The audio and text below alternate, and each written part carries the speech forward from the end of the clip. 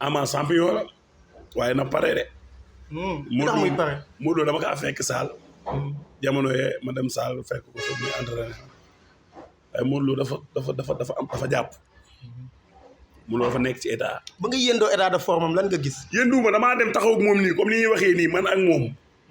ma wax ak moom mu taxawul mu ngi teg tapis bi yokkul tapis bi vitesse di ci daw te arrière la si doon dawee loo xam ne musuma gis sax jour def ko si tubaab yi rek laay gis ñu koy defee xam ne dinaa gis ñuy arrière yi def naag waaye moom dafay daw avant tourner di daw arrière ma xam ne lii ku dul ku am nekkul ci état doo ko mën yaa may déglu Ama Baldé xale la champion la du taxaw ci kawam moo ko mën na dem entraînement ji wax dëgg yàlla ak yéen bi yokk état am maanaam entraînement physique ndax Modou Lo mee ma gis pare na de.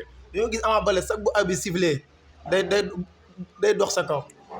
waaw day dajeeg Modou Lo. buñ dajee lan moo mën a xew.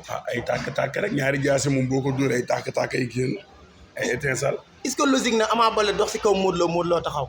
non Modou Lo moom boo bëggee dégg dëgg ñoom ñaar lu garaaw da leen a dal. lu leen dal mooy dañuy dem. Ama day ñëw Modou Lo day ñëw.